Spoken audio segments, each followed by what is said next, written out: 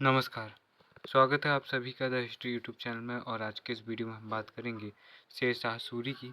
और यह सूरी वंश का संस्थापक ही नहीं बल्कि मध्यकाल के प्रमुख शासकों में से एक था। हमने पिछले वीडियो में देखा था कि किस तरह से बाबर 1526 में पानीपत के युद्ध में इब्राहिम लोदी को पराजित करके मुगल साम्राज्य की स्थापना करते हैं। और हमने एक इम्पॉर्टेंट पॉइंट ये भी देखा था कि युद्ध के मैदान में लड़ते हुए मारे जाने वाला इब्राहिम लोदी सल्तनत काल का एकमात्र शासक था और वह सल्तनत का अंतिम शासक भी था। यहाँ पर से मुगल वंश की स्थापना होती है और ये बादशाह की उपाधि लेते हैं।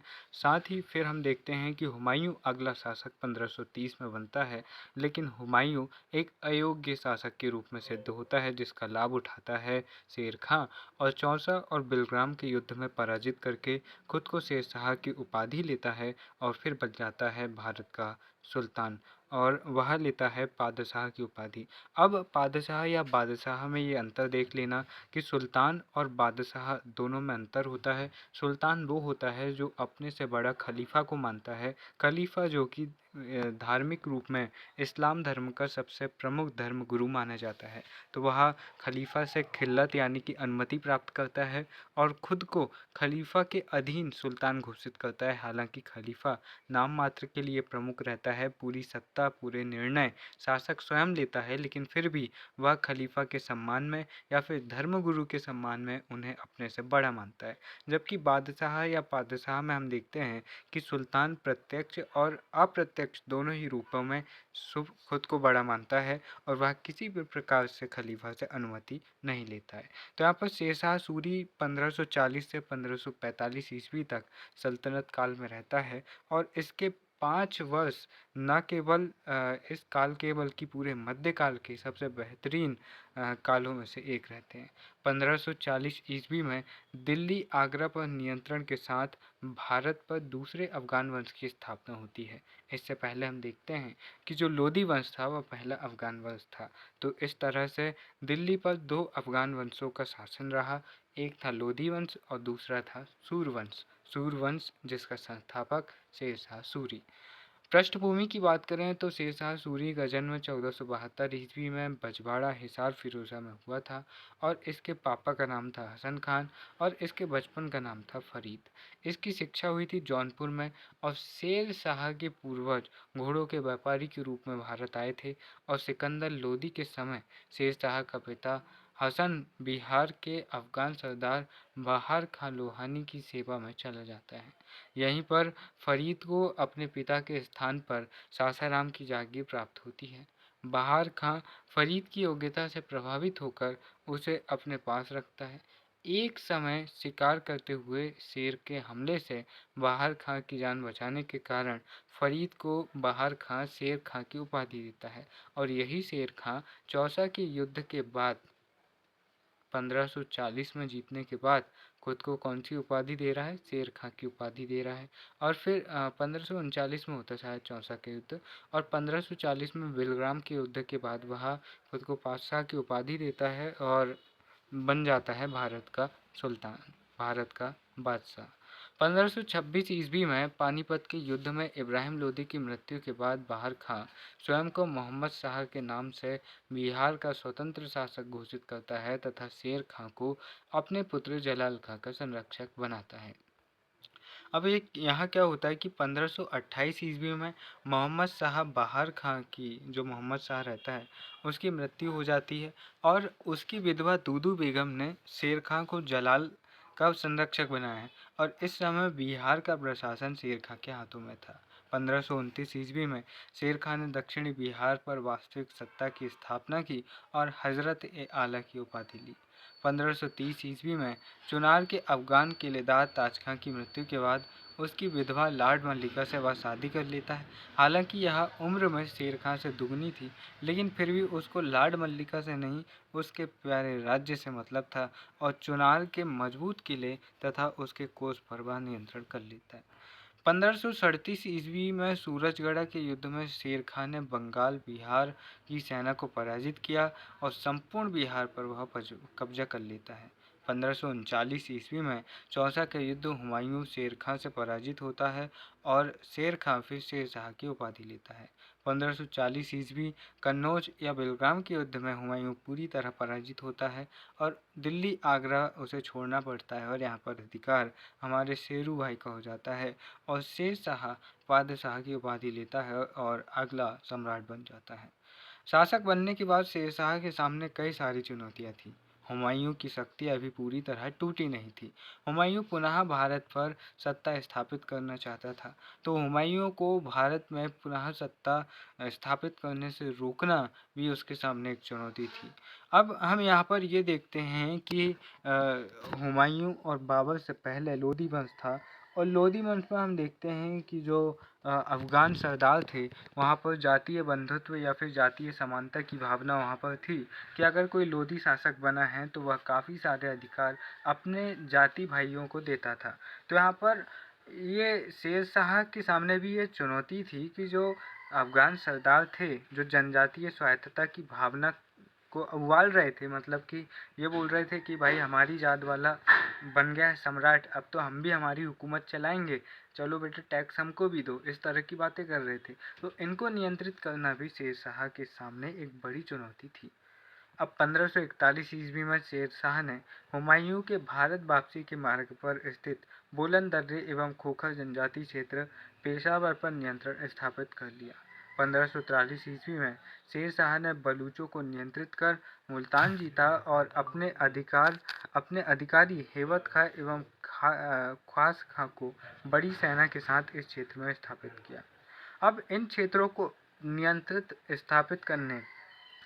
पर नियंत्रण कैसे बना रहे, तो इसके लिए वह एक किला बनाता है, रोहतासगढ़ का किला। ये यूनेस्को वर्ल्ड हेरिटेज साइट में भी शामिल है, बहुत प्रसिद्ध किला है, पाकिस्तान में है और इस किले को वह नाम देता है रोहतासगढ़ का किला और यह सिंधु नदी के तट पर वह बनवाता है। अब इसके बाद में देखिए कि हैबत खां को 1543 ईस्वी में आदेश दिया गया कि वह मुल्तान की जनता से 1/3 की बजाय 1/4 भू राजस्व वसूले।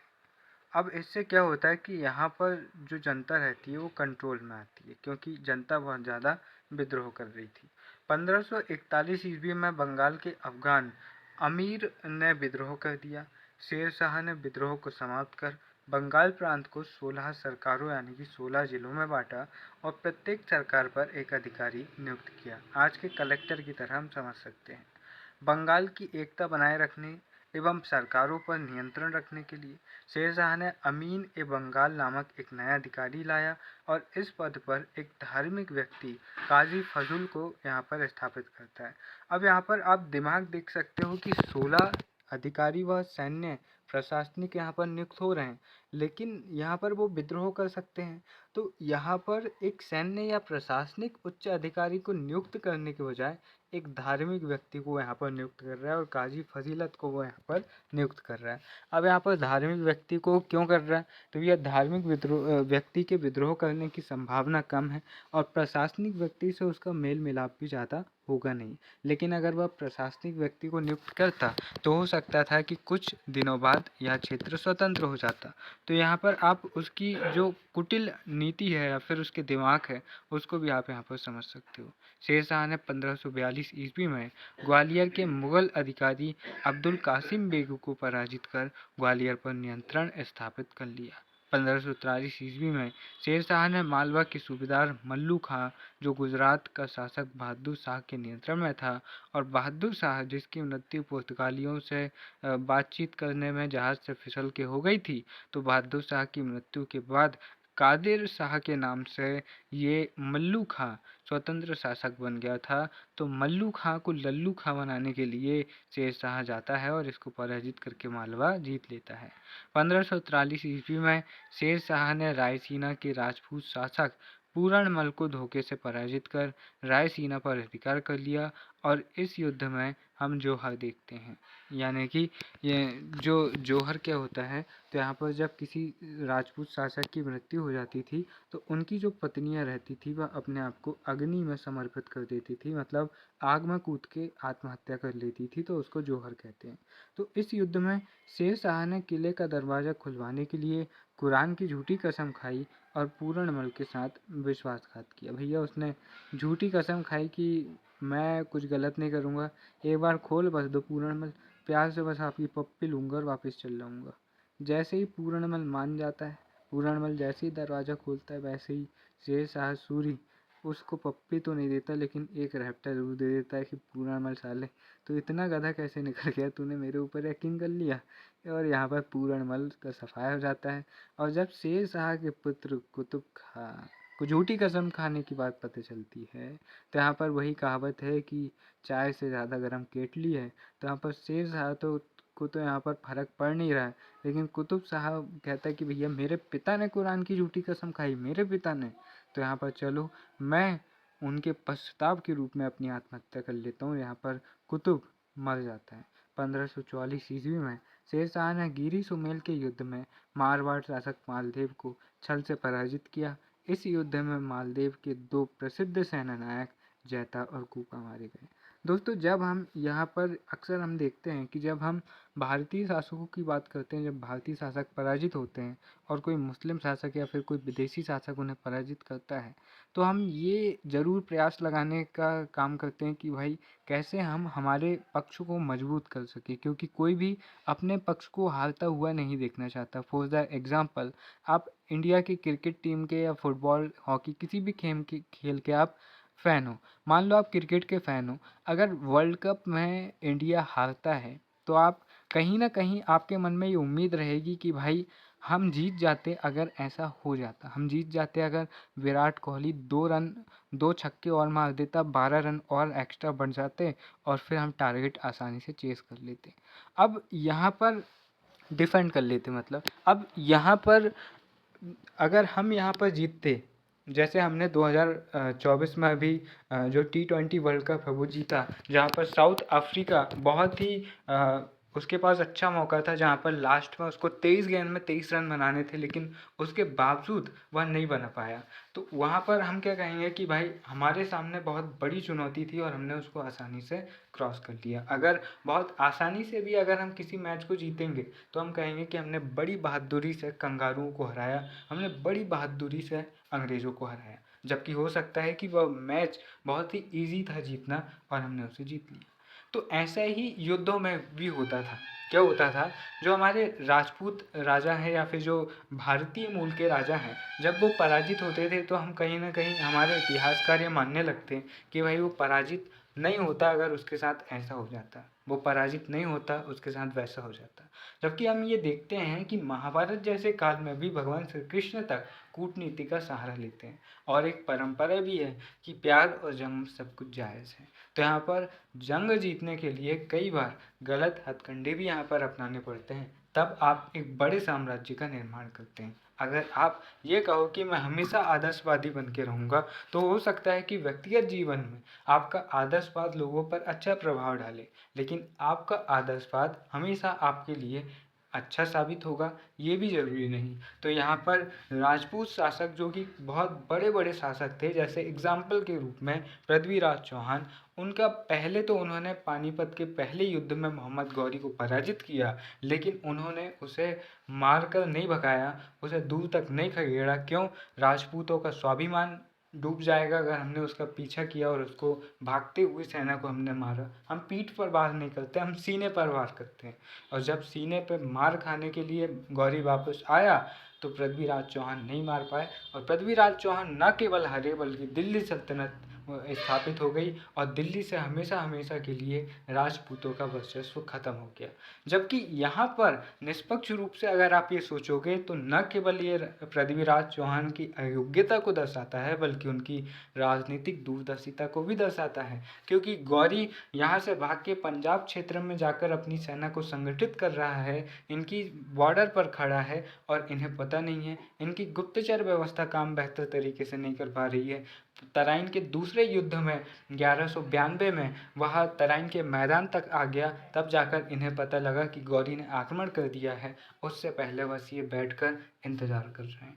तो अगर हम निष्पक्ष तरीके से इतिहास पढ़ते हैं तो वहाँ पर मज़ा आता है, लेकिन अगर हम ये सोचते हैं कि भाई उसने पूरनमल को धोखे से पराजित किया, उसने उसके साथ विश्वासघात किया, तो ये थोड़ी अजीब सी बात लगती है। क्योंकि ये दोनों ही तरफ जब आप समग्र इतिहास देखोगे तो आपको पता लगेगा कि बहुत सारे ऐसे राजा हमें मिले जिन्होंने बहुत ही गलत तरीके से, बहुत ही कूटनीतिक तरीके से क्षेत्रों को जीतने का प्रयास किया। तो यहाँ पर उन्होंने किस तरीके से क्षेत्र जीता, इससे ज़्यादा ये मायने रखता है कि उन्होंने क्षेत्र जीता और साम्राज्य का निर्माण किया। शेरशाह ने युद्ध के बाद मारवाड़, अजमेर, नागौर, मेड़ता, बीकानेर पर नियंत्रण स्थापित किया। अब बीकानेरी भुजिया तो आपने देखी होगी अमिताभ बच्चन सर को ऐड में। अब बीकानेर का क्षेत्र राव, कल्याण तथा मेड़ता का क्षेत्र जो बीरम देव है यहाँ का जो प्रमुख है, इस युद्ध में शेरशाह के पक्ष में लड़ते हैं और जो इस क्षेत्र में मतलब इस युद्ध में उसको सहायता दी थी, तो उनको ये क्षेत्र प्रदान करता है। तो शेरशाह ने राजपूताना के जीते गए क्षेत्र पर अपने अधिकारी ख्वास खां को स्थापित किया। इस युद्ध को जीतने के बाद शेरशाह कहता है कि मैं मुट्ठी भर बाजरे के लिए हिंदुस्तान की बादशाहत खो देता। तो ये सबसे इम्पॉर्टेंट कोटेशन है, ये ध्यान रखना, जो शेरशाह कहता है कि भाई यहाँ पर मैं बहुत ही ज़्यादा जो 1544 का जो गिरी सुमेर का युद्ध है यहाँ पर, जहाँ पर उसके जो मालदेव के दो प्रसिद्ध सेनानायक जैता और कूपा, इसके पीछे में एक स्टोरी ये मानी जाती है कि शेरशाह फिर यहाँ पर थोड़ी कूटनीति चलता है और वह अफवाह फैला देता है कि जो जैता और कूपा है वह मालदेव के खिलाफ षड्यंत्र रच रहा है। वो ऐसे झूठे कागज मालदेव के शिविर के आसपास फैला देता है कि भाई इनने तुमको धोखा दे दिए हैं और शेरशाह से इनने संधि कर दी है। तो यहाँ पर जो मालदेव रहता है वह अपनी सेना लेकर वापस चल जाता है। उसके कारण जैता और कूपा यहाँ हार जाते हैं। फिर भी वह पूरी प्रयास करते हैं कि हम जीत जाएं। हालांकि वो इतने ज़्यादा शक्तिशाली होते हैं कि यहाँ पर शेरशाह बड़ी मुश्किल से जीतता है, लेकिन इतिहास तो उसी के साथ रहता है जो जीतता है। और मालदेव की भूल के कारण जैता और कूपा की वीरता भी यहाँ पर काम नहीं आती है और शेरशाह सूरी यहाँ पर जीत जाता है। और फिर जिनकी मदद से वह जीतता है उन्हें वह क्षेत्र प्रदान करता है जो कि राजपूत ही रहते हैं। और शेरशाह ने राजपूताना के जीते गए क्षेत्र पर अपने अधिकारी ख्वास खां को स्थापित किया। और इस युद्ध को जीतने के बाद ही शेरशाह ने कहा, जो एक महत्वपूर्ण कोटेशन भी है, और ये ध्यान रखना कि अक्सर नेट के एग्ज़ाम में ये कोटेशन के साथ में पूछ लेते हैं कि भैया बताओ किस युद्ध में इसने कहा था और उस युद्ध का नेतृत्व कौन कर रहा था, राजा कौन था। ऐसे प्रश्न बनते हैं तो ध्यान में रखना। यहाँ पर वह कह रहा है कि मैं मुट्ठी भर बाजरे के लिए हिंदुस्तान की बादशाहत खो देता। 1545 ईस्वी में शेरशाह की मृत्यु के बाद ख्वास खां ने विद्रोह किया, लेकिन 1546 तक मालदेव ने अफगानों से अपने राज्य का बड़ा भाग पुनः जीत लिया। 1545 ईस्वी में शेर खां कालिंजर के शासक कीरत सिंह पर आक्रमण करता है और इस आक्रमण का कारण था कीरत सिंह द्वारा रीवा के राजा बीरभान बघेल को शरण देना, जो कि यहाँ पर शेरशाह की आंखों में खटक रहा था। अब युद्ध में किले की दीवार को तोड़ने के लिए शेरशाह द्वारा उक्का नाम की एक तोप थी, जो कि तोप का प्रारंभिक स्वरूप था। अब उस तोप उक्का नामक तोप से जो आग्नेयास्त्र था उसका प्रयोग करता है और इसके फटने से शेरशाह घायल होकर मर जाता है। यानी कि वह तोप चलाता है, तोप का गोला दीवार से टकराकर शेरशाह के पास आ जाता है और दीवार तो नहीं फटती, लेकिन शेरशाह यहाँ फट जाता है और शेरशाह का एक स्वर्णिम इतिहास यहाँ से सत्यानाश हो जाता है और शेरशाह पहुँच जाता है परियों की दुनिया में।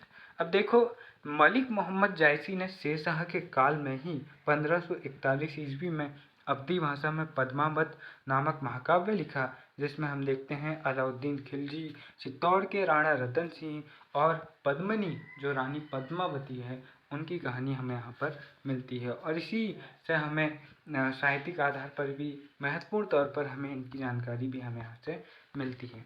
अब शेरशाह सूरी के बाद में उनका जो बेटा रहता है इस्लाम शाह, एक बेटा तो कुतुब अपनी होशियारी में मर गया कि भैया मेरे पिता ने कुरान की झूठी कसम खाई, अब मैं किस मुंह से जीऊँ, तो डूब के मर गया। लेकिन इस्लाम शाह ने कहा भैया मैं तो जी लूँगा मुझे अगला सुल्तान जो बनना है, अगला सम्राट जो बनना है। तो यहाँ पर इस्लाम शाह जिंदा रहता है और ये 1545 से 52 तक अगला सम्राट बनता है। अब ये राजधानी व राजकोष ग्वालियर को बनाता है और इसने प्रशासन में शेरशाह से भी ज़्यादा केंद्रीकरण की नीति अपनाई। केंद्रीकरण की मतलब क्या है कि बहुत सारी चीज़ें राजा पर निर्भर हो रही है। केंद्रीकरण का एक फ़ायदा ये होता है कि अगर राजा शक्तिशाली है, राजा सचेत है, तो उसका राज्य बहुत ही ज़्यादा सुदृढ़ होगा। जैसे एग्जाम्पल के लिए आप चंद्रगुप्त मौर्य को देख लीजिए या फिर अशोक को देख लीजिए। उनके समय पर जो शहर का कलेक्टर होता था, जो टैक्स वसूलने वाला होता था, कोतवाल होता था, उनकी नियुक्ति तक कौन कर रहा है? सम्राट कर रहा है। तो इतना सेंट्रलाइजेशन था, इसके कारण जो प्रशासन था वह बहुत ही चुस्त था और बहुत ही शानदार था। लेकिन गुप्त काल और गुप्तोत्तर काल में हम ये देखते हैं कि केंद्रीयकरण नाम मात्र का हो गया था और सामंतों की बहुत ही ज़्यादा चिल्लम चिल्ली चलने लगी थी, जिसके कारण क्या होता था कि एक वंश मुश्किल से 150 साल भी शासन नहीं करता था और उनका ही कोई सामंत सम्राट की राजा की हत्या करके और खुद को नया राजा घोषित कर लेता था।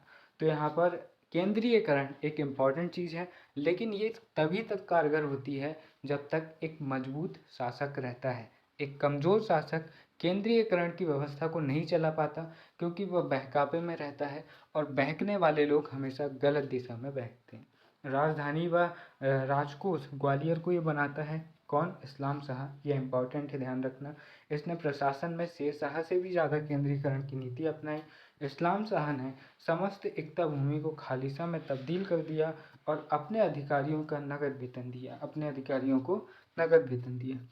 इसने आदेश जारी किया कि प्रत्येक शुक्रवार को स्थानीय अधिकारी सुल्तान के आदेश को अपने क्षेत्र में घोषित करवाएगा और इस समय सुल्तान के जूते संबंधित अधिकारी के सिंहासन पर रखे जाएंगे।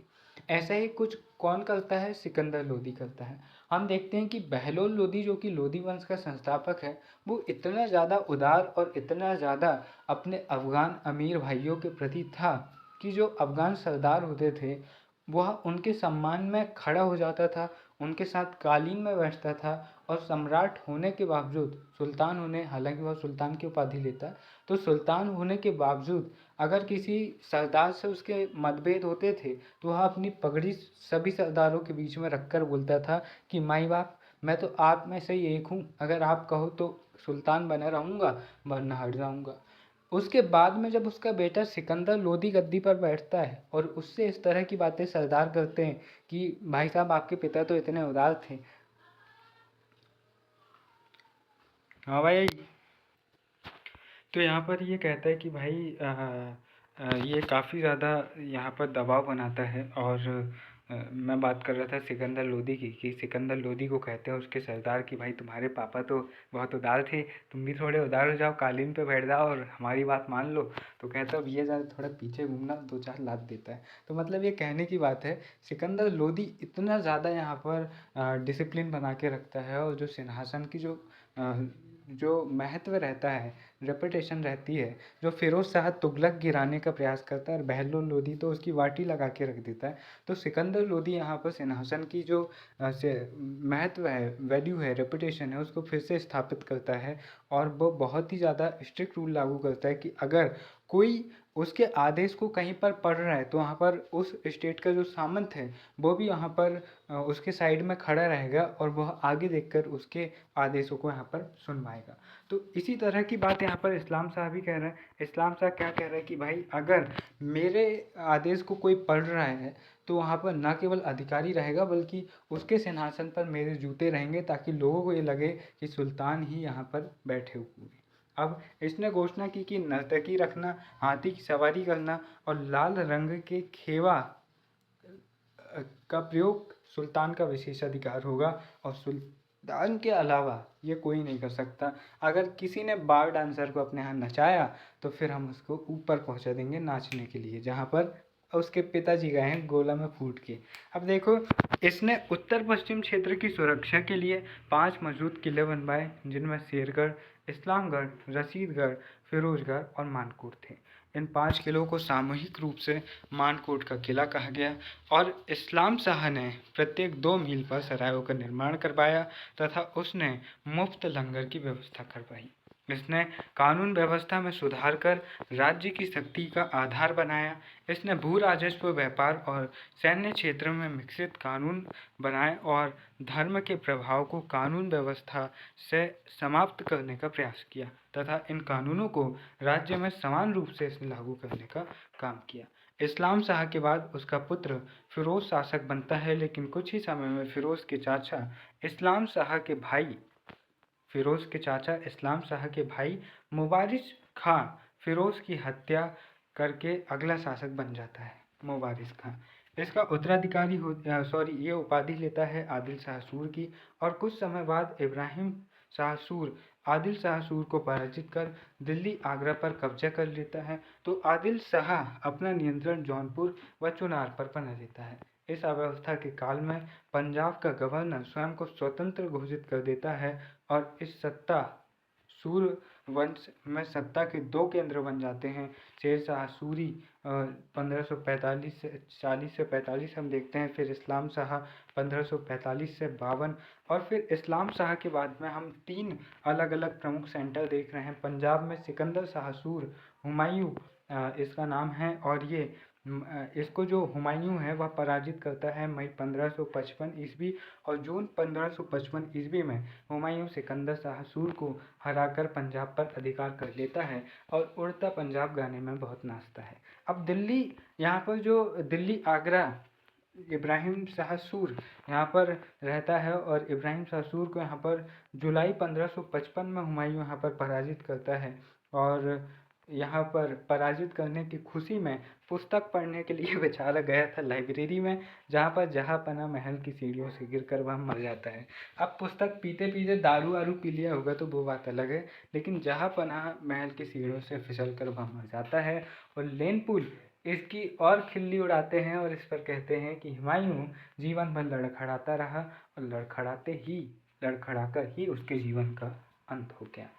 अब जो जौनपुर की शाखा है जौनपुर चुनार क्षेत्र, आदिल शाह सूर यहाँ पर इसका मंत्री हेमू रहता है, और हेमू जो रहता है वह रेवाड़ी का बनिया रहते हैं, और हेमू दिल्ली आगरा पर कब्जा कर स्वतंत्र शासक बन जाता है, और फिर भी 1 साल तक ये स्वतंत्र शासक के रूप में शासन करता है। तो यहाँ पर ये देखना कि हुमायूं अपनी मृत्यु से पहले दिल्ली पर अधिकार कर तो ले रहा है, लेकिन उसका अधिकार यहाँ पर पूर्ण नहीं है, क्योंकि जैसे ही उसकी मृत्यु हो रही है, अकबर तो यहाँ पर छोटा सा है और बाहर है, वो अभी बाहर क्षेत्र में है। अब यहाँ पर जो मुगल सेना है उनको वापस खदेड़ लेता है हुमायूं, और जो विक्रमादित्य, हेमू, और फिर बाद में हम देखते हैं कि अकबर बैरम खां के नेतृत्व में आता है। और इस युद्ध में भी ध्यान रखना कि अकबर के विषय में कहा जाता है कि उसकी 30 से हेमू मरा। तो ये सारी अतिशयोक्ति पूर्ण बातें रहती हैं। यहाँ पर पूरी तरह से नेतृत्व बैरम खां करता है, क्योंकि अकबर तो बहुत कम उम्र का रहता है। तो यहाँ पर बैरम खां फिर इस हेमू को पराजित करके वापस से अकबर को यहाँ पर गद्दी पर बैठाता है, और फिर अकबर से शुरू होता है वास्तविक मुगल साम्राज्य। हालांकि उससे पहले हमको अभी देखना है जो शेर शाह सूरी है, क्यों हम इसको इतना बढ़ा चढ़ाकर कह रहे हैं, क्यों शेर शाह सूरी के 5 साल सल्तनत काल के 320 साल पर हावी हैं, और क्यों शेर शाह सूरी को अकबर का पूर्वगामी कहा जाता है, जानेंगे अपने अगले वीडियो में। तब तक के लिए बने रहिए हमारे चैनल के साथ। चैनल को सब्सक्राइब करें या ना करें, लाइक शेयर करें या ना करें, पर कमेंट बॉक्स में ज़रूर बताइएगा आपको वीडियो कैसा लगा। और आपको ये भी देखना है कि ये नोट्स जो आप देख रहे हैं ये आपको टेलीग्राम चैनल पर मिल जाएंगे, जिसके लिंक डिस्क्रिप्शन बॉक्स में है। मेरा यहाँ पर उद्देश्य ये नहीं है सब्सक्राइबर बढ़ाऊँ, मेरा ये उद्देश्य है कि मैं उन लोगों को अपने आसपास देखूं जो वास्तविक रूप में इतिहास से प्यार करते हैं और इतिहास में वो कुछ करना चाहते हैं। तो ज़रूर मैं आपकी मदद करूंगा ताकि आप इतिहास को पढ़ के इतिहास बनाएं। फिर मिलते हैं। नमस्कार, जय हिंद।